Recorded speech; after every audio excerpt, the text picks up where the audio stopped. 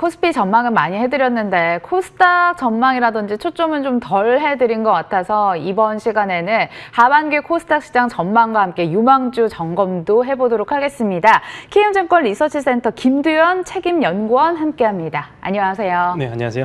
일단 공매도 얘기부터 시작을 해볼게요. 재개가 된 지 한 달이 됐습니다. 우리 개인 투자자분들 동의하시진 않겠지만 공매도가 재개된 한 달 동안 그렇게 지수에 미치는 영향은 좀 제한적이었다라는 평가들은 들려와요. 한 달을 좀 회고를 해볼까요?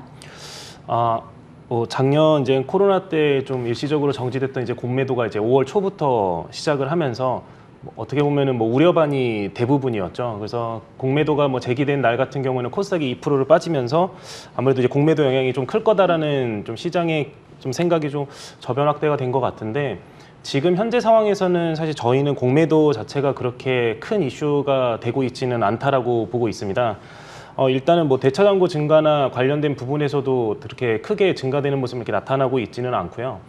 중요한 거는 이제 코스닥 자체가 물론 이제 전보단 조금 올라왔지만 이제 1,000원에서 좀 안팎의 등락을 나타내는 거는 어떻게 보면은 이제 작년도에 있었던 유동성 장세 이후에 이제 주도주가 지금 현재는 약간은 좀 비어 있는 좀 그런 그림이기 때문에 이거를 이제 공매도라든지 이런 이슈로도 생각하시는 분들이 계시는데 저희는 이제 공매도 이슈보다는 좀 주도주가 지금 현재는 조금 부재하고 있다라고 보고 있습니다. 네, 공매도 영향보다 주도주가 없었기 때문에 좀 지지부진한 영향이 있었다라고 시장에 대한 판단을 해주셨고요. 자, 그럼 여러저러 변수들을 다 뒤로 하고 과연 4월에 잠깐 보여줬던 천스당 언제쯤 다시 한번 돌파할까요? 제가 보니까 그 증권사 이제 리서치 센터장 분들이 이제 코스피 전망은 대부분 다 이제 강세로 예상들을 하셨더라고요. 3,700까지도 네, 있어요. 3,700까지도 보고 계신 분들도 계시고 사실 이제 코스피가 이제 3,000대 후반에서 만약에 움직인다라고 하면 코스닥도 당연히 1,000을 돌파할 거라고 보고 있고요. 그 부분에 있어서는 아무래도 이제 코스닥에 있는 업종이나 종목들이 이제 코스피에 있는 종목들과 이제 밸류 체인상으로 엮어져 있기 때문에 코스피가 3,000 이상을 간다라고 하는 제가 논리들을 이제 센터장님들이 말씀하신 걸 좀 찾아봤는데 크게 두 가지더라고요. 일단 한 가지는 아직까지도 이제 기업 컨센서스라든지 이익 체력이 좋기 때문에 PR 상태로도 아직까지 좀 상승 여력이 있다라는 게 거의 주된 논리인 것 같습니다. 그래서 이런 관점에서 봤을 때 코스피 자체가 이익 체력이 좋아지면 이 부분은 코스닥도 분명히 따라가기 마련이기 때문에 저 역시도 코스닥은 1,000선 이상을 충분히 회복할 거라고 보고 있고요. 그 관련돼서 뒤에 설명드리겠지만 앞서 말씀드렸던 지금 현재 이제 주도주를 좀 대체할 만한 게 어떤 게 있을까라고 했을 때 저는 이제 소비재 관련된 부분들이 좀 향후에 이끌 거라고 생각하고 있습니다. 네, 순환매 과정 속에서 앞으로 소비재가 좀 이끌 전망이라고 얘기를 해주셨습니다. 관련해서 또 구체적인 종목이 어떤 게 있는지 또 소비재 여러 개 있잖아요. 조금 더 좁혀볼 업종은 무엇인지 잠시 후에 한번 체크를 해볼 거고 일단은 시장에 대한 이야기 조금 더 이어가 보도록 할게요. 연기금 수급에 체크가 필요할 것 같습니다. 1년 내내 팔았던 연기금이 1년 만에 다시 순매수로 돌아서면서 6월 전체적으로 매수 우위가 나타난 상황인데 연기금 이제 본격적으로 귀환을 알리거나 더 추세적으로 매수할 가능성은 높을까요?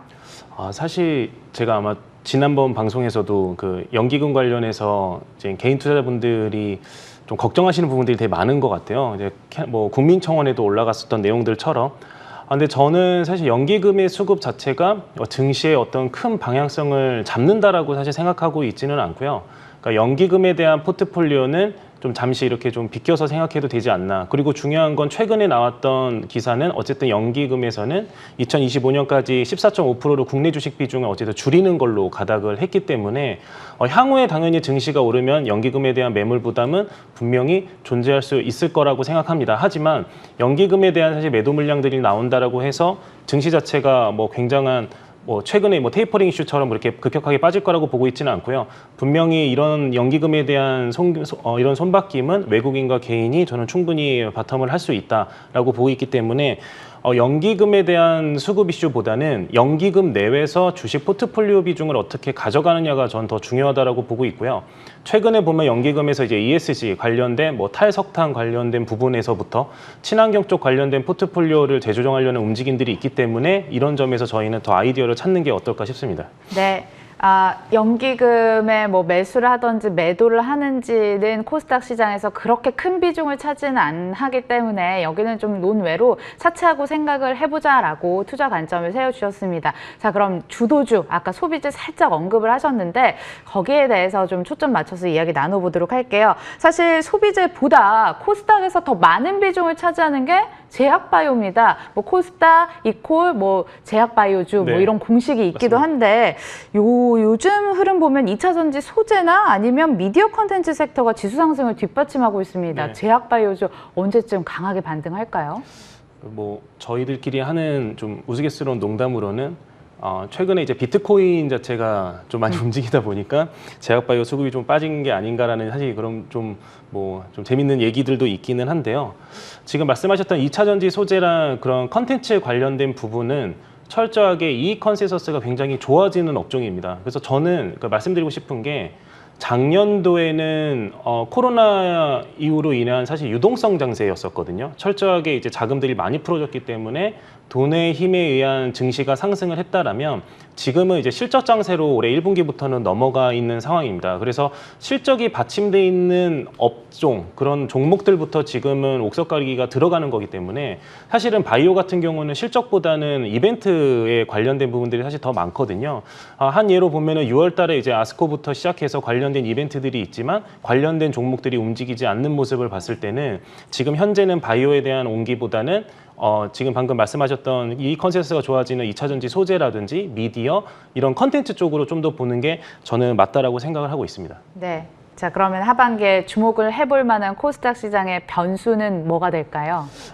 사실 뭐 주시장에 많은 변수들이 있겠지만 좀 세 가지로 좀 정리해서 말씀드리면요.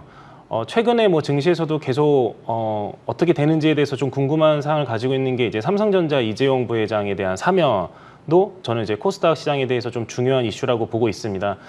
이 부분에 대해서는 어떻게 보면은 좀 뭐 정치적인 부분이기 때문에 저희가 뭐 예단하기는 힘들지만 만약에 뭐 사면이 이제 이루어진다라면 뭐 관련된 삼성에서의 투자라든지 이런 것들이 이루어질 거라고 보고 있고요.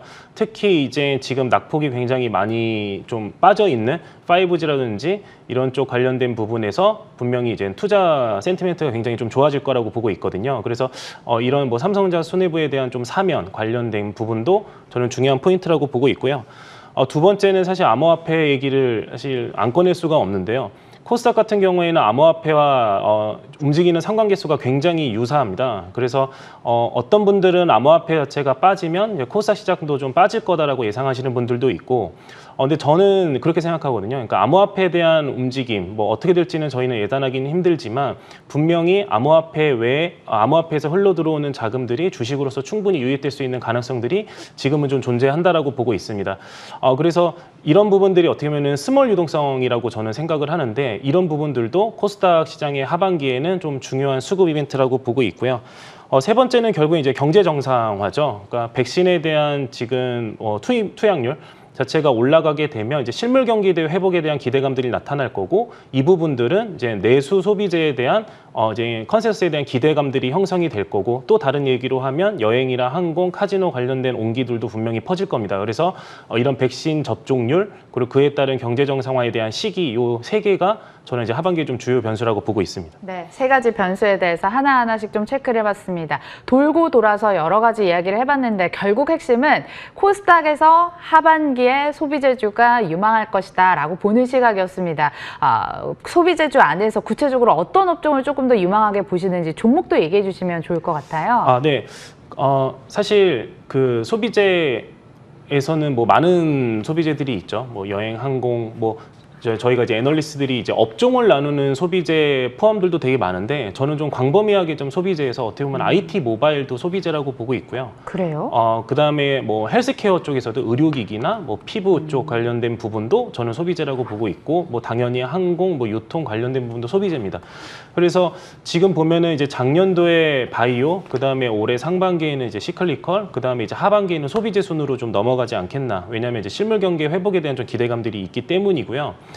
조금 한 가지 좀 더 부연들어서 좀 설명드리고 싶은 거는 테이퍼링이나 이제 연준, 그다음에 국내 항공운에 대한 금리 인상 때문에 아무래도 좀 시장에 대한 좀 우려감들이 아직까지는 좀 팽배한 상황입니다. 하지만 시장 내에서 이제 이런 우려감들은 저는 이제 성장주에 어떻게 보면은 좀 영향이 있는 거지, 지금 방금 말씀드린 소비재주들은 어떻게 보면 약간의 좀 내수 소비재 같은 경우에는 방어적인 성격도 좀 가지고 있는 섹터들이 있거든요. 그래서 저는 이제 그런 맥락에서 소비재주들을 좋게 보고 있고요.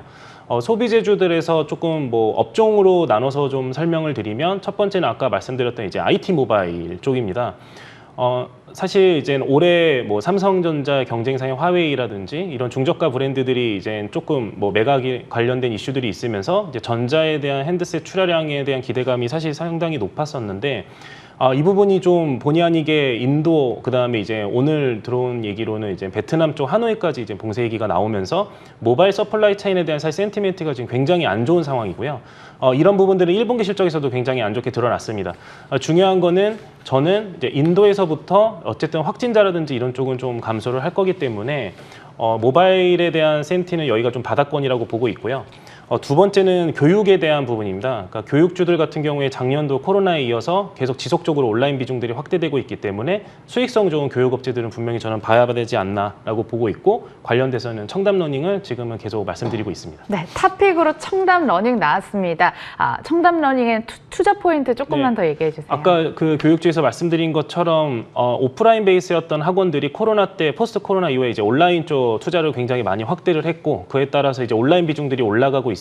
그래서 고정비가 많이 들어가는 오프라인이 아닌 이제 온라인 쪽 비중이 올라가다 보면 수익성 개선이 뒤따르고 있고요. 이런 관련된 실적들이 1분기부터 나타났습니다. 그래서 전체 교육업종 내에서도 가장 저평가이고, 이런 온라인 비중들이 계속 확대되고 있는 상황이기 때문에 저희는 청담러닝을 계속 추천드리고 있습니다. 네, 또 청담러닝이 메타버스 상품을 또 글로벌 업체와 함께 또 연합을 해가지고 출시할 예정이라는 얘기도 들어봤고, 중국 쪽에서 또 학원 사업을 본격화한다는 뭐 이런 얘기들도 들려오는데, 자, 그렇다면 저평가된 관점에서 청담러닝을 좀 투자 포인트로 생각을 해볼 수 있을 것 같습니다. 자, 이 종목까지 한번 체크를 해봤고요. 키움증권 리서치센터 김두현 책임연구원과 함께했습니다. 고맙습니다. 감사합니다. 네, 저희 1부도 마칠 시간이 됐습니다. 2부에 이어서 못다한 전략 세울 테니까요. 마감까지 함께해 주시고요. 인사드릴게요. 끝까지 시청해 주신 여러분 고맙습니다.